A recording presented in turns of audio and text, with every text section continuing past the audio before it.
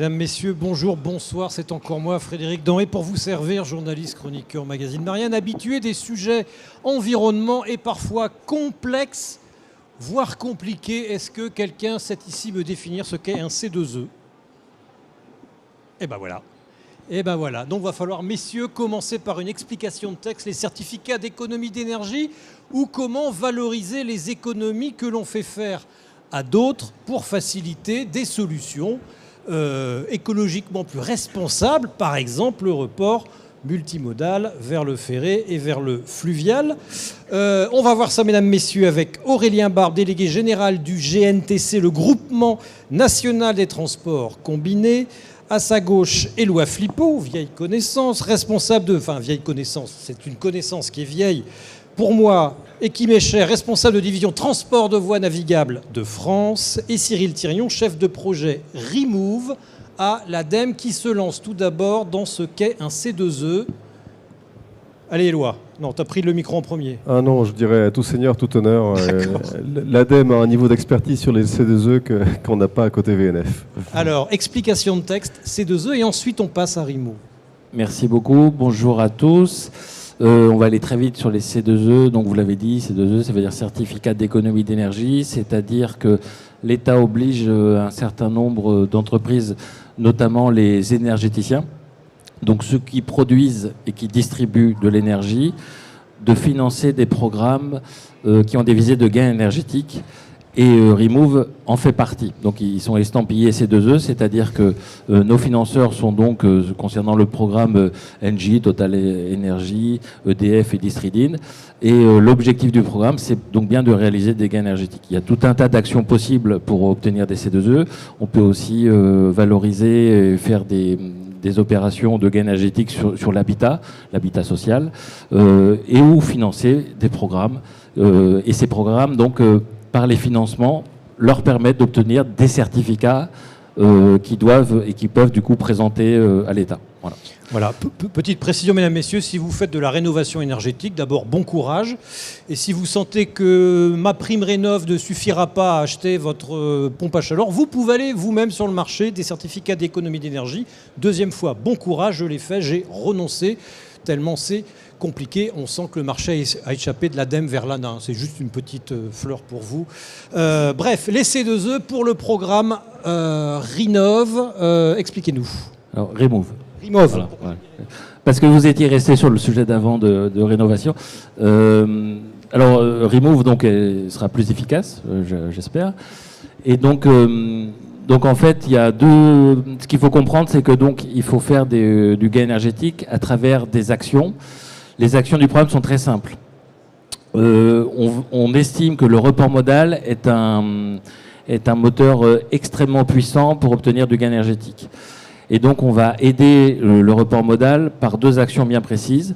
La création d'un dispositif d'engagement, donc à destination des chargeurs, des transporteurs, des commissionnaires, pour les aider à faire du report modal. Donc là, ce qu'on va offrir, en fait, c'est du temps homme, de conseil, de consulting, pour déjà faire un état des lieux, ensuite identifier les flux qui peuvent passer en report modal et leur donner une méthodologie qui vont leur permettre de faire effectivement du report modal. L'idée des programmes C2E, c'est pas de faire des études de faisabilité, de voir ce qu'on peut faire, c'est de faire. Donc ce qu'on veut à la fin du programme, c'est vraiment compter les camions qui seront passés de la route vers un mode massifié que sont le fer, le fluvial ou le maritime. Donc la première étape, c'est ça, c'est donc du conseil, de l'expertise que le programme finance. Et donc ça, l'accompagnement coûte rien du tout en fait aux entreprises qui sont accompagnées. Donc c'est ça qu'il faut voir. Le deuxième aspect du report modal, c'est des dispositifs un peu classiques qui s'appellent des AAP, donc des appels à projets. Donc c'est-à-dire que dans le cadre de ces AAP, on va aider financièrement, donc par des aides financières, les projets de report modal. Donc c'est-à-dire que les entreprises vont candidater, soumettre un dossier, dire voilà, aujourd'hui on a un flux qui est fait sur la route, et demain ce flux-là, on pense pouvoir le faire en fluvial ou en ferroviaire. Et ils expliquent un peu comment ils vont s'y prendre, quels sont et pourquoi en fait ils ont besoin de l'aide pour aller au bout du projet. Et ensuite, donc, un jury se réunit et va attribuer une enveloppe. Donc l'enveloppe est assez conséquente puisqu'elle peut atteindre 800 000 € sur 2 ans. Et les taux d'aide sont définis en fonction de la taille des entreprises. Donc 25% pour les grandes entreprises, 35% pour les moyennes, 45% pour les petites. Donc ça, c'est le deuxième aspect. Et vous voyez, on est extrêmement concret. Et l'idée aussi de cette aide, encore une fois, c'est pas de financer les études, même si les études sont finançables, c'est-à-dire elles font partie du coût éligible, mais d'avoir vraiment du report modal effectué dans le cadre du projet. C'est-à-dire que si c'est pas l'ambition du projet, on va pas le faire. Et le dernier... concrètement, encore plus concrètement, je suis une entreprise, je fais quoi? Je m'adresse à l'ADEME ou je Oui. m'adresse à un obligé d'abord, Non, que je trouve? Oui, en fait, les AAP sont publiés sur un site de l'ADEME qui s'appelle Agir pour la transition énergétique. Et donc, c'est sur ce lien donc, qui est très facile à trouver qu'on peut candidater. Et c'est là où sont publiés en fait tous les appels à projets. Voilà. D'accord, donc l'entreprise candidate et vous vous débrouillez avec les obligés, c'est ça? Nous, les financements, on les a en fait. Vous les avez, d'accord. Ouais, c'est ça. Donc ça, le financement, c'est pas un sujet en fait. Okay. Le sujet, c'est d'avoir les projets. Voilà. Et l'autre dernier, après j'en aurai fini, dispositif, là, il est vraiment à destination des secteurs. C'est-à-dire qu'on va dire, nous, on fait tout pour mettre en place une sorte d'écosystème favorable au report modal. Mais par contre, ce qu'on demande au secteur, c'est de travailler aussi à faire en sorte qu'il soit efficace en matière énergétique. Donc on va construire en fait des dispositifs d'engagement pour le fluvial, pour le ferroviaire, pour le maritime, pour la manutention, en leur disant, voilà, dans votre cadre de travail, comment vous pouvez faire si par exemple aujourd'hui vous utilisez 100 litres de fuel, pour en consommer pas 100 mais 90, 85. Et donc on va construire, on va identifier des axes sur lesquels on peut travailler, des axes méthodologiques, et sur chacun de ces axes des actions. Et on va demander donc aux entreprises donc de s'engager pour mettre en œuvre certaines actions, et on définit des objectifs qui sont entre 5 et 10% sur 3 ans. Et donc on va surveiller que sur les périodes données, sur le planning, il y a bien un gain énergétique. Donc c'est par ces 3 leviers qu'en fait qu'on fait du gain énergétique. Et donc en demandant au secteur de s'améliorer dans leur approche énergétique et en aidant les donneurs d'ordre, en les encourageant et en les aidant à faire du report modal. Ok, et donc ces C2E, une fois réalisés, ensuite sont négociés par les obligés sur un marché européen, le marché des C2E, le marché des économies d'énergie. Du coup, le fait de mettre en place toutes ces actions fait que, en fait, on va utiliser les fonds du programme. Et donc, c'est le fait d'appeler les fonds auprès des obligés qui leur permettent d'avoir les attestations qui donnent droit et qui vont démontrer en fait qu'ils ont bien financé des programmes de certificats d'économie d'énergie. 1 kWh économisé égale un certificat C2E, c'est ça? Oui, c'est ça. Monsieur Thirion. Monsieur Thirion. C'est moi, monsieur Thirion. Monsieur Barbe, pardon. L'intérêt pour le transport combiné, pour le report modal, pardon, entre la route et le rail, pardon, décidément. Et le rail, oui, le ferroviaire. Alors, un intérêt, il y en a énormément pour faire du report modal ferroviaire, effectivement. Je commencerai peut-être par un chiffre en termes d'objectifs. C'est que la filière du fret ferroviaire et du transport combiné rail-route s'est fixé des objectifs qui sont extrêmement ambitieux dans les prochaines années. Et on est aujourd'hui environ 10-11% de part de marché dans la part modale du transport en France. Et l'objectif, c'est vraiment de doubler cette part modale pour passer à 18% d'ici une dizaine d'années. Donc un objectif qui est très ambitieux avec un segment de marché qui est très porteur aujourd'hui, qui est le transport combiné, rail-route en particulier, pour le transport de caisses mobiles, de semi-remorques préhensibles et de conteneurs. Les avantages du ferroviaire, ils sont nombreux évidemment. D'abord, le premier, c'est véritablement l'avantage écologique et environnemental.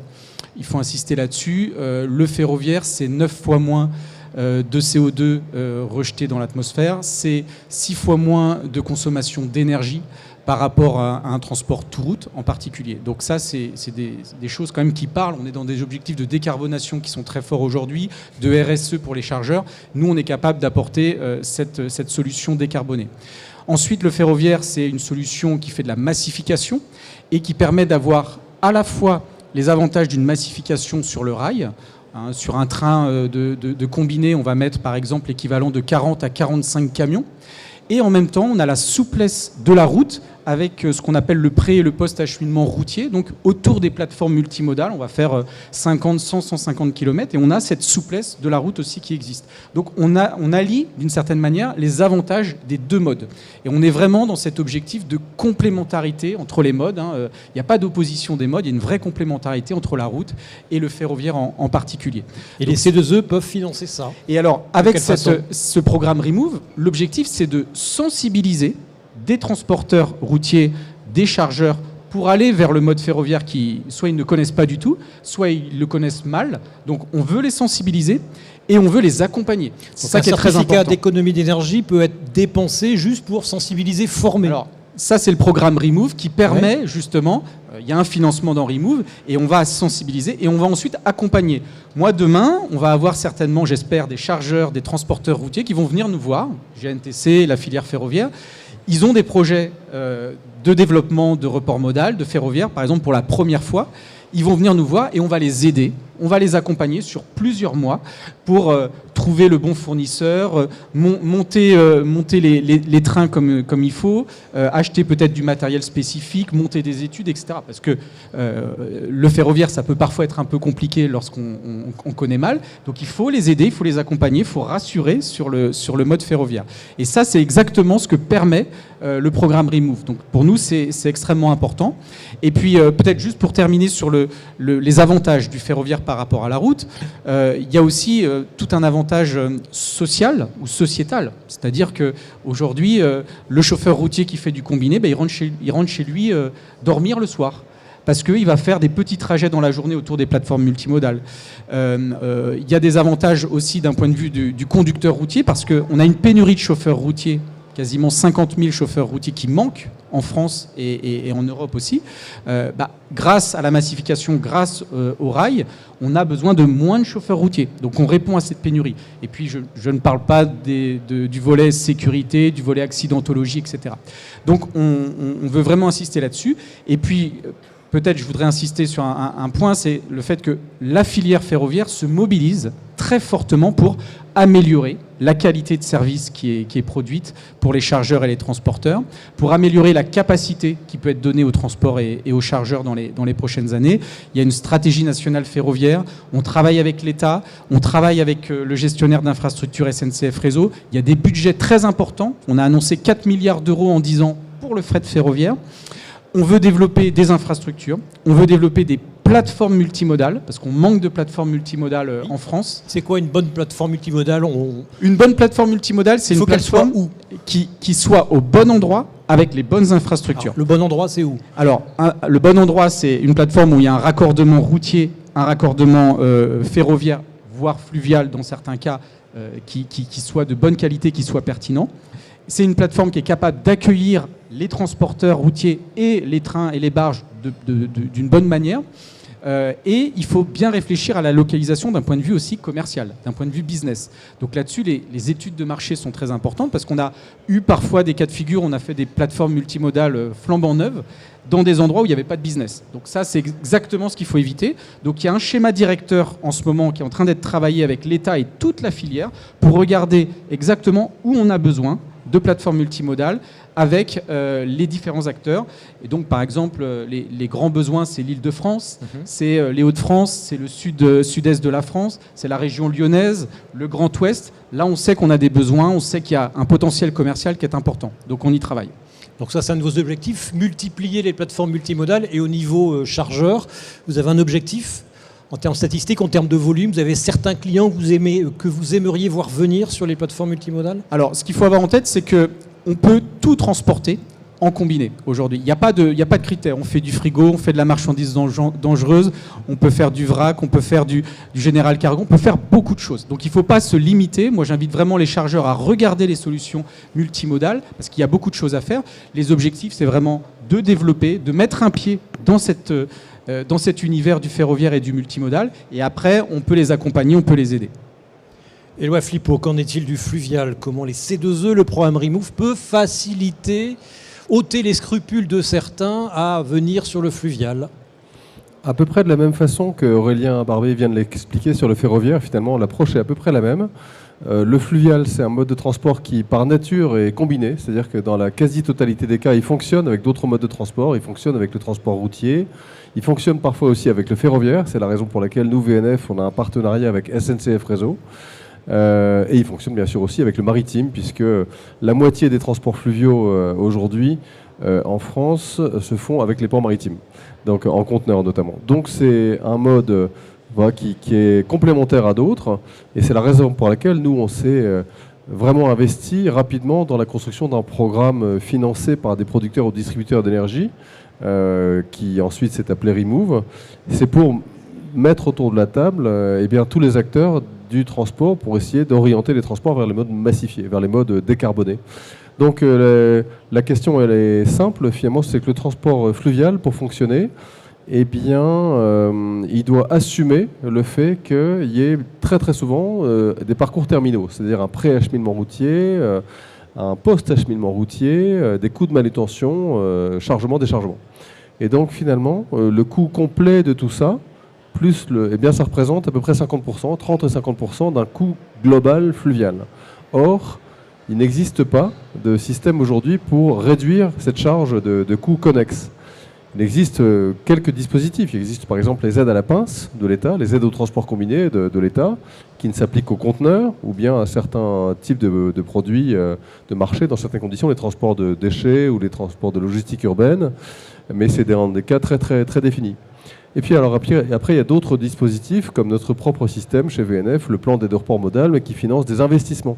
Or, heureusement, dans beaucoup de cas, le transport fluvial, pour fonctionner, il n'a pas besoin d'investissement. Il peut fonctionner avec ce qui existe aujourd'hui.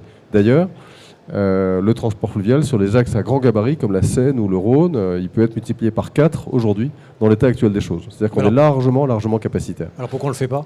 Eh bien, parce que justement, il manque une certaine culture, un certain réflexe, une certaine connaissance de la part des chargeurs, des commissionnaires des transports. Et c'est pour ça qu'il nous a paru que ce programme, qui comporte beaucoup d'aides à justement des dispositifs d'information, de sensibilisation, voire de formation. Mais qui se traduisent comment ? Vous allez prêcher la bonne parole dans des entreprises ? Oui, nous, tout simplement, nous, VNF, on s'est engagé à faire des journées d'initiation au transport fluvial. On en fait 10 en 2024 à Lille, Marseille, Lyon, Strasbourg, Metz, en Île-de-France. Et ce sont des journées, ou des demi-journées dans lesquelles on approfondit un peu plus la connaissance du transport fluvial, qui sont les acteurs, quels sont les mécanismes, comment ça marche, quels sont les avantages, comment on évalue les gains sur les coûts externes grâce au transport fluvial, et surtout quel dispositif VNF peut mobiliser, financier ou non, pour aider des commissionnaires de transport ou des entreprises de transport routier ou des chargeurs à partir vers le fluvial. En gros, comment transformer une idée en un projet et à concrétiser un projet. Donc voilà, on sait qu'un projet de report modal, c'est long. Ça démarre par une idée, ça passe par une étude, ça passe souvent par des essais. Et surtout, pour se lancer littéralement, eh bien, il faut des incitations. Et c'est pour ça que pour nous, la mesure centrale du programme Remove, et en particulier du dispositif partie report modal, ce sont ces aides au lancement de nouveaux transports. Et donc on s'active beaucoup côté VNF pour déclencher des dépôts de dossiers. Nous-mêmes, VNF, on connaît un portefeuille, on suit un portefeuille moyen d'à peu près 120 projets de nouveaux transports fluviaux dans toute la France, sur le Rhône. Qui ont été déclenchés grâce à ce programme Remove ? Non, nous on connaît. Et pour certains, on pense que le programme Remove, l'incitation au report modal Remove pourrait les aider vraiment à se déclencher. Donc certains projets, à peu près un quart d'entre eux, on les a orientés vers Remove. Pareil, Monsieur Barbet, il y a des programmes qui ont été enclenchés grâce à Remove ? Qui vont, j'espère, être enclenchés grâce à Remove. Mais effectivement, il y a eu déjà pas mal de projets qui ont été déposés pour l'appel à projet dans le mode ferroviaire. Et là, on va avoir tout un process de sélection, de lauréats, etc. Et ensuite, ça va permettre, en tout cas, de développer de nouveaux projets de report modal pour des gens qui ne faisaient pas de ferroviaire et qui vont bientôt en faire. Donc ça, c'est quand même une vraie victoire aujourd'hui. Même chose dans le fluvial. Il faut s'en féliciter. Il y a des budgets qui sont mis sur la table pour le développer. Et ça, c'est une très, très bonne chose aujourd'hui. Parce qu'il faut savoir que monter un projet quand même de report modal, ça demande des convictions, des budgets, des flux. ça doit être aidé et accompagné. Et c'est vraiment ce qu'on fait collectivement aujourd'hui. Et puis, je voudrais quand même souligner un point qui est peut-être sur lequel il faut vraiment insister. On a, avec le programme Remove, réussi à mettre autour de la table le domaine ferroviaire, le volet fluvial, le volet routier, le volet maritime. On fait discuter et collaborer tous ces gens ensemble. Quoi, c'est une nouveauté, ça ? Je crois que c'est quand même une petite nouveauté, effectivement, parce qu'on vient de cultures qui peut-être sont un peu différentes. Et là, je crois qu'il y a une volonté commune de travailler ensemble, de collaborer ensemble, de trouver de nouvelles solutions autour d'un objectif qui est la décarbonation, le report modal. Et ça, il faut le saluer, c'est quand même une vraie nouveauté, effectivement. Oui, je confirme. C'est des mondes qui se parlent assez peu, qui se parlaient assez peu, qui commencent à se parler. Il serait temps en 2024. Monsieur Thirion, donc le programme a démarré fin 2022, hein, c'est ça ? Oui, la convention a été signée en décembre 2022, tout à fait. Et les derniers appels à projets, c'est le 28 mars. Oui, donc il y a une deuxième relève le 28 mars et il y aura normalement un dernier volet en 2025. D'accord. Pour l'instant, quel regard vous portez sur le nombre d'appels à projets qui ont été déposés ? Oui, alors c'est pas forcément du quantitatif qu'on recherche, hein, c'est du qualitatif. Et c'est aussi sur l'appel à projets, ce qu'on veut, c'est pas juste distribuer des aides, c'est aussi comprendre quel est le parcours en fait pour faire du report modal. Les coûts éligibles sont assez vastes, c'est-à-dire que on n'est pas juste sur le paiement, l'aide au paiement d'une facture. On permet aussi, comme coût éligible, d'avoir des frais d'études, des chargés de projets, des mises à jour de logiciels. Et nous, ce qui nous intéresse, c'est vraiment de tirer les enseignements des cas qu'on va suivre. Et l'avantage d'avoir quelques cas, quelques dizaines de cas, nous permettra justement de faire un focus sur ces cas pour voir ce qui marche et ce qui marche moins. Ce qu'on veut aussi, c'est pas faire du quantitatif, c'est-à-dire avoir à tout prix le seul prisme du gain généré par le dossier, mais ça doit avoir aussi des dossiers variés, aussi bien dans les modes de transport, c'est-à-dire des dossiers d'accompagnement dans le fluvial et dans le ferroviaire et dans le maritime, mais aussi d'avoir des grandes entreprises, des petites entreprises, des moyennes entreprises, des secteurs d'activité aussi variés, de travailler sur la distribution urbaine, qui sont des nouvelles façons d'aborder le report modal, et donc pas juste d'avoir en bas du tableau Excel quel est le gain le plus important. On va travailler aussi en amont sur cette typologie-là pour tirer un maximum d'enseignements et surtout se dire, demain, c'est quoi l'évolution du report modal, quel gisement il faut exploiter. Donc il y a le but pour les obligés qui est celui de faire des économies d'énergie. Le but pour vous tous, c'est de convaincre. On est bien d'accord ? Oui, c'est ça, convaincre et puis trouver les nouveaux chemins qui permettront de développer le report modal. Éloi Flippo ? Je pense que dans les journées ou dans les sessions de sensibilisation ou d'initiation au mode massifié qu'on peut les uns et les autres organiser dans le cadre du programme Remove, il y a bien sûr les cibles principales que sont les chargeurs, les commissionnaires de transport, les entreprises de transport routier, c'est vrai. Et aussi, on voit, nous, d'expérience, puisqu'on fait ce métier chez VNF, on est un réseau d'une petite vingtaine de personnes sur toute la France à essayer de capter l'intérêt des décideurs et des prescripteurs, j'appellerais ça, sur les modes de transport. On voit aussi que les responsables transport des collectivités locales, c'est-à-dire des régions, des départements, des syndicats mixtes parfois, des EPCI de façon générale, des intercos, sont des acteurs importants dans l'orientation dans l'organisation des transports de fret dans les territoires. Et donc nous, c'est une, entre guillemets, cible qu'on n'ignore pas dans nos actions de sensibilisation. Parce qu'il y a des collectivités qui connaissent le fret et qui investissent dessus. Oui, les régions en particulier, les régions typiquement dans le cadre du projet du canal Seine-Nord Europe. Voilà, les Hauts-de-France, qui en fait concerne les Hauts-de-France, l'Île-de-France, etc. Eh bien, on voit que les ports fluviaux, donc les plateformes multimodales qui sont prévues dans le cadre du canal Seine-Europe, elles sont sous maîtrise d'ouvrage région Hauts-de-France. Et donc, nous, ce sont des cibles, des interlocuteurs avec lesquels on travaille régulièrement et qu'on a l'intention de continuer à convaincre, notamment dans le cadre du programme Remove. Qu'on comprenne bien, le canal Seine-Nord ne va pas être creusé grâce aux sous issus du DC2E. Hein. C'est pas ça du tout. Le canal Seine-Nord Europe, c'est un canal qui est financé à 50% par l'Union européenne et pour les 50 autres % par les régions, l'État et VNF en particulier. Mesdames, Messieurs, Non, je ne vous demanderai pas de redéfinir les C2E, voir si vous avez bien compris. Juste, levez la main, ne dites pas je le jure, et je serai là pour vous accompagner. Y a-t-il des questions, mesdames, messieurs? Attention, la moindre mimique, merci, on peut toujours compter sur Eurogroupe. Moi j'ai une question, Monsieur Thirion, vous avez dit que vous cibliez, même, enfin, pour tout le monde, des secteurs d'activité variés, mais in fine, est-ce qu'il n'y a pas quelques secteurs qui sont à privilégier, soit ceux qui sont déjà habitués et dont il faut amplifier l'usage, que ce soit sur le conventionnel ou le combiné? Première stratégie. Deuxième stratégie, ça peut être ceux qui ne connaissent pas du tout, et dans ce cas-là, on va chercher de la grande conso, des choses comme ça. Donc pour moi, il y a quand même deux approches un tout petit peu différentes. Enfin, est-ce que vous restez sur votre position de on vise tout le monde, ou est-ce qu'il y a quand même une forme de priorité? Fin d'échange.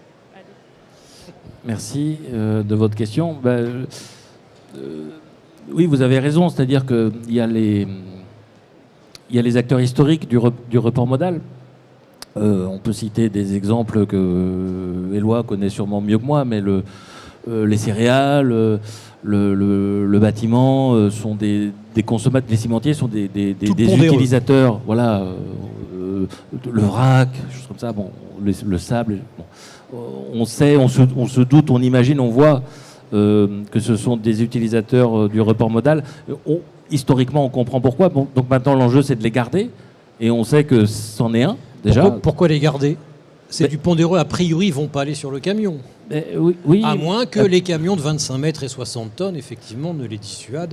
Alors, je ferme la parenthèse. Je ne suis pas sûr, oui, que le temps imparti nous permette on peut prendre 5 minutes. D'engendrer cette question. Mais l'idée, donc, c'est de garder, je pense, ces volumes-là, ces acteurs historiques-là.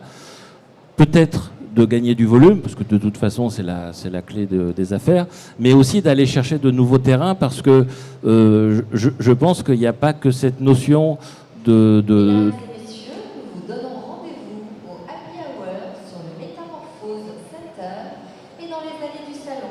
Nous vous souhaitons une excellente soirée à tous. Bon, Ladies and gentlemen, we invite you to the Happy Hour. Il y a 12 langues, vous allez voir, 12 langues.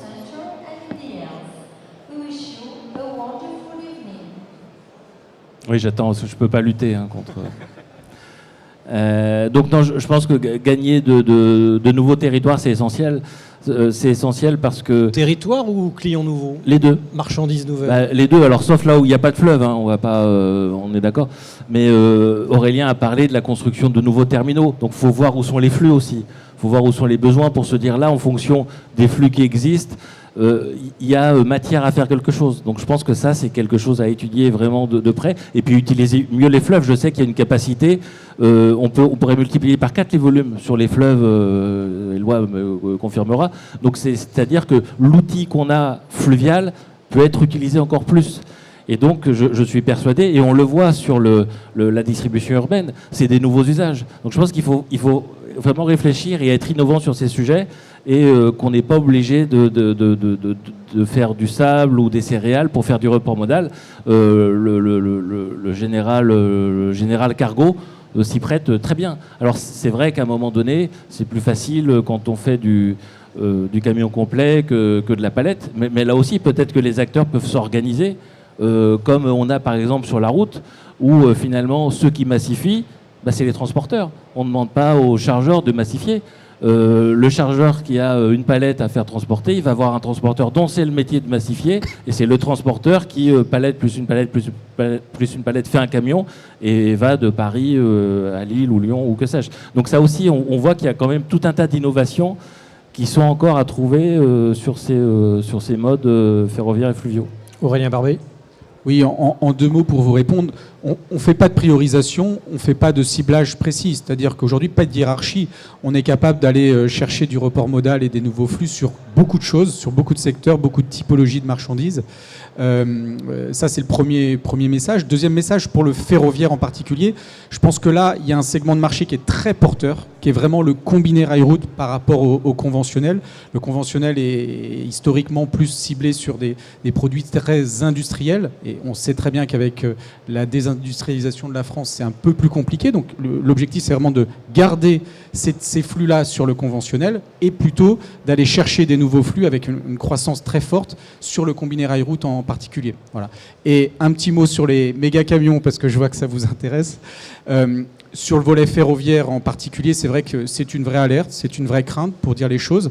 On est absolument pour la complémentarité des modes, comme je le disais tout à l'heure, mais en même temps, on se dit qu'on a besoin peut-être de mettre un peu plus le paquet au niveau européen sur le ferroviaire, plutôt que de développer des camions qui font 60 tonnes, qui sont peut-être un risque sur la sécurité, sur les infrastructures en France. Voilà.